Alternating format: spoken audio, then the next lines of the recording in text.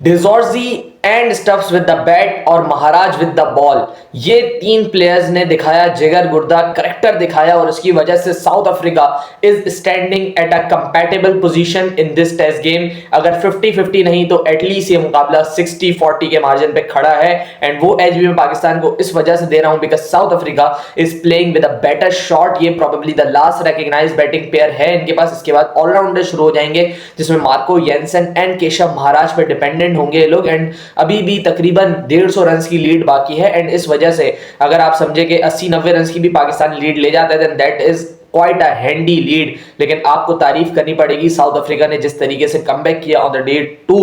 कल बात की थी अगर पाकिस्तान 350 कर लेता है तो almost half of the match pocket कर लेता है। बट जिस तरीके से बैटिंग की स्पेशली डिजॉर्जी एंड स्टब्स ने वो बहुत शानदार थी। एंड उस पार्टनरशिप ने बेसिकली साउथ अफ्रीका को मैच में अलाइव रखा है।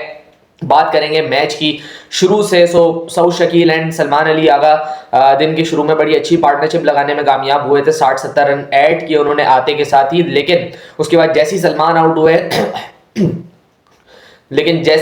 आउट हुए उसके बिल्कुल ही अगले ओवर में सऊद शकील आउट हो गए। एंड देन उसके बाद टेल एंडर्स में से किसी ने भी टेम्परामेंट शो नहीं किया बेसिकली विकेट में टाइम गुजारने का। They all went for shot और ये विकेट है ही नहीं वो जो आपको शॉट्स पे रन दे।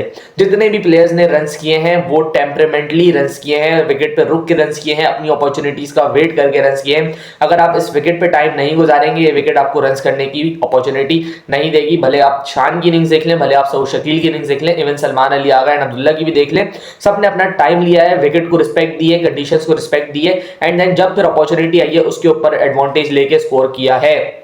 सो यही मेथड ऑफ प्ले है। कल भी हमने यही बात की थी कि यहाँ पे जो बैटर इन हो रहा है देन उसकी जिम्मेदारी है इनिंग्स को लंबा करना। बिकॉज जब बैटर इन हो जाता है 60-70 गेंदे ले लेता है देन वो विकेट की कंडीशंस के सराउंड खेलना शुरू हो जाता है, विकेट की कंडीशन से फेमिलियर होने लग जाता है। एंड देन फिर उसके बाद अगर वो विकेट थ्रो करता है देन डेफिनेटली वो अपने लिए भी हार्म कर रहा है, टीम के लिए भी हार्म कर रहा है। बिकॉज न्यू कमर के लिए ये विकेट बहुत ज्यादा मुश्किल है। तो साउथ अफ्रीका ने उसी का फायदा उठाया और टेल को बड़ी जल्दी रैप अप किया। 13-14 रन के अंदर टेल इन्होंने बिल्कुल रैप अप कर दी जिसकी वजह से पाकिस्तान जो 360-370 एम कर सकता था उनका सफर सिर्फ और सिर्फ 333 पे हॉल्ड हो गया। स्टिल एक अच्छा फर्स्ट इनिंग्स टोटल है, मुनासिब फर्स्ट इनिंग टोटल है जिसके ऊपर आप फाइट दे सकते हो, लड़ सकते हो बेसिकली जाके। उसके बाद साउथ अफ्रीकन बैटर्स की अगर मैं बात करूं तो उन्होंने बेसिकली सीखा कि पाकिस्तानी बैट्समैन ने अपने आप को अप्लाई कैसे किया इस विकेट के ऊपर। तभी आप देखें ट्रिस्टन स्टब्स जो उनका गेम है उससे बिल्कुल हट के उन्होंने गेम खेला। एंड आपको तारीफ करनी पड़ेगी उनके टेम्परामेंट की, डिटर्मिनेशन की, जिस तरीके से उसने बैटिंग की है। रॉक सॉलिड, परफेक्ट, एक बॉल भी ऐसा नहीं जिसपे उसने चांस दिए apart from that one caught and bowled chance to Sajid Khan. उसके अलावा बिल्कुल रॉक सॉलिड टेम्परामेंट के साथ खेला है, each and every ball middle of the bat पे फील की है और तकरीबन 4.5-5 घंटे विकेट पे गुजारे हैं। And most of number of balls भी खेली हैं by a batsman in a series. So बहुत अच्छी बैटिंग की ट्रिस्टन सब ने और एक करियर डिफाइनिंग इनिंग्स हो सकती है उनके लिए बिकॉज लास्ट 5 से 6 मैचेस में उस तरीके के बड़े स्कोर्स नहीं थे। एंड जब आप मुश्किल कंडीशंस में जाके रन्स करते हो सो वो आपको बहुत ज्यादा कॉन्फिडेंस दे देता है। और उसके बाद टोनी डिजॉर्जी की बात मैं करूं तो पहले मैच में भी एक सेंचुरी करी, सेकंड इनिंग्स में भी थोड़े बहुत रन्स थे। एंड देन सेकंड मैच की पहली इनिंग्स में येट अगेन 50 रन की क्रूशियल बारी खेली और वही मेथड अप्लाई किया जो कि टोनी डिजॉर्जी जो कि दूसरे एंड से स्टब्स कर रहे थे। टाइम लिया अपना भरपूर लेकिन जब फिर अपॉर्चुनिटीज मिली और वो सेट हुए हुए थे देन उनको चांस को अवेल भी किया, अपॉर्चुनिटीज को अवेल भी किया, रन स्कोरिंग रोकी नहीं। और यही आपको करना पड़ेगा। अगेन मैं कहूंगा कि एक बहुत अच्छा बैलेंस विकेट बनाया है दोनों के लिए, फास्ट बॉलर्स के लिए, स्पिनर्स के लिए एंड बैट्समैन के लिए, तीनों के लिए मौजूद है इस विकेट के अंदर। अगर fast bowler line and line पकड़ के करता है डेफिनेटली उसको थोड़ा सा निप भी मिलता है ऑफ द सरफेस। एंड आप देखोगे आगे जाके रिवर्स स्विंग वाला एलिमेंट भी आएगा। आपने शायद सेकंड स्पेल देखा हो जो लंच से पहले पहले किया था रबाडा एंड मार्को यानसन ने डे 1 पे, वहां पे रिवर्स होना शुरू हो गया था।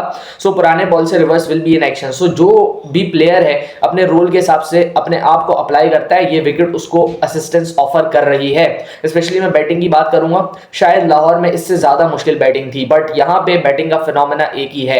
अगर आप आते हो विकेट पे देन आपने इस विकेट पे टाइम लेना है, अपना सारी की सारी बॉलें खेलनी है, मुश्किल टाइम निकाल लेना है। एक दफा आप जब मुश्किल टाइम निकाल लेंगे देन डेफिनेटली ये विकेट इजियर हो जाएगी आपके लिए और आप कंडीशंस को असेस करने लग जाएंगे। बट हैविंग सेड दैट मैं यही कहूंगा कि नए बैटर के लिए, न्यू कमर के लिए ये विकेट बहुत मुश्किल है। आपने डेवॉल्ट ब्रेविस को देखा बिल्कुल खड़े खड़े आउट हो गए, समझ भी नहीं पड़ा कि कहां बॉल पड़ी कहां स्पिन हुई because he was a newcomer. सिर्फ 4 गेंदें खेली थी और बैट पे बॉल फील भी नहीं किया था जिसकी वजह से वो आउट हो गए, अपनी विकेट थ्रो करके भी गए वहां पे।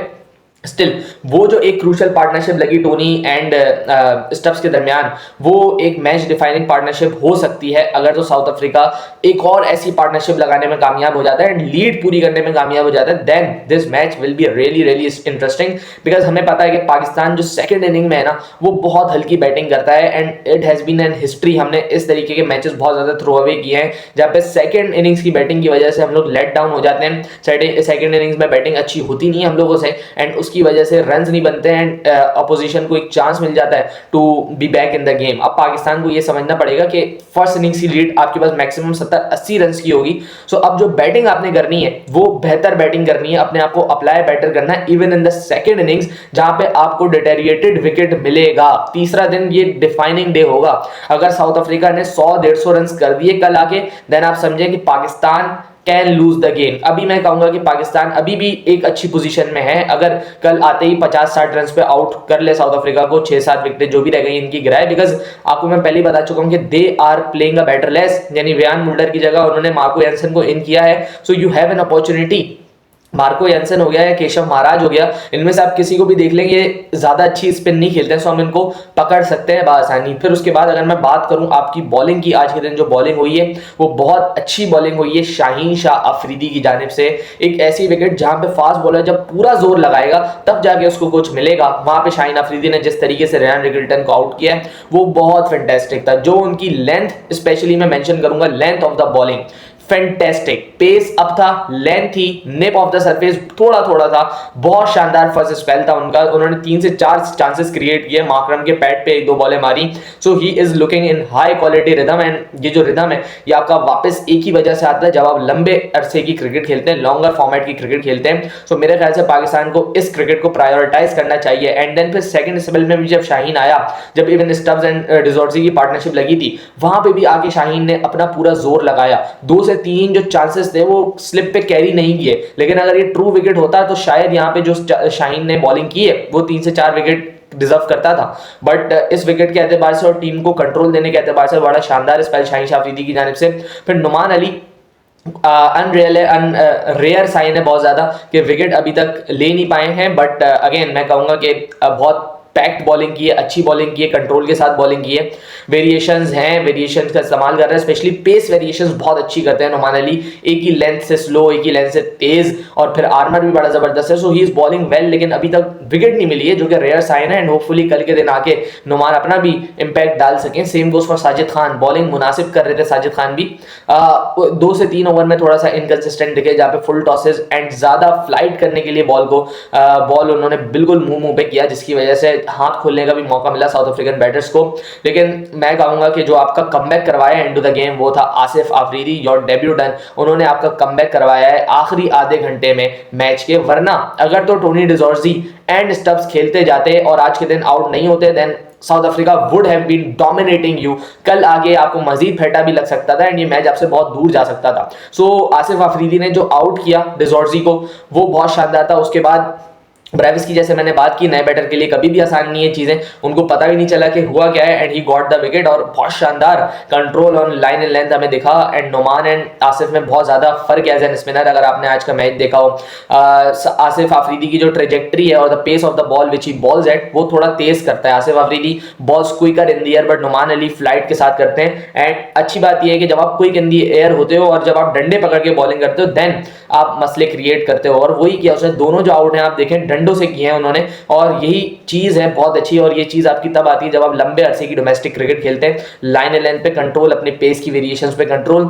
ये बहुत एसेंशियल होता है as a spinner in test match cricket. वो हमें देखा आज आसिफ आफरीदी की जानिब से 2 crucial wickets at the end of the day दिलवाई हैं पाकिस्तान को। एंड पाकिस्तान के लिए अब यही इंपॉर्टेंट है कि कल सुबह आते ही किसी तरीके से ये वाली करंट पार्टनरशिप को ब्रेक करें जो वरेना एंड स्टब्स के दरमियान बनना शुरू हो गई है। वरेना अपना टाइम ले रहे हैं, सुबह का टाइम होगा जहां पे पाकिस्तान के पास चांस है कि वो स्ट्राइक करके टेल को एक्सपोज करें, एंड एक दफा टेल एक्सपोज होती है देन बहुत ज्यादा चांस है कि आप जल्द से जल्द रैप अप कर सकते हो टीम को। सो मैं चाहूंगा कि 100 से ऊपर की एटलीस्ट लीड ले पाकिस्तान, 100 नहीं तो 90, 85 इस तरीके की लीड लेंगे। सो फिर भी एक अच्छी पोजीशन होगी, एंड देन आप जब 200 रन लगा दोगे सो आप एक विनिंग पोजीशन में आगे खड़े हो जाओगे। बट अगर साउथ अफ्रीका ये लीड पूरी कर देता है या 20-30 रन के मार्जिन से भी पीछे रहता है, so South Africa will also feel कि यार हमने बहुत जबरदस्त बैटिंग की है and we have a real chance to beat Pakistan यार, और सीरीज ड्रॉ करवाने में कामयाब हो जाएंगे। वर्ल्ड टेस्ट चैंपियनशिप के कॉन्टेक्स्ट के हिसाब से बहुत बड़ा टेस्ट मैच है ये पाकिस्तान के लिए।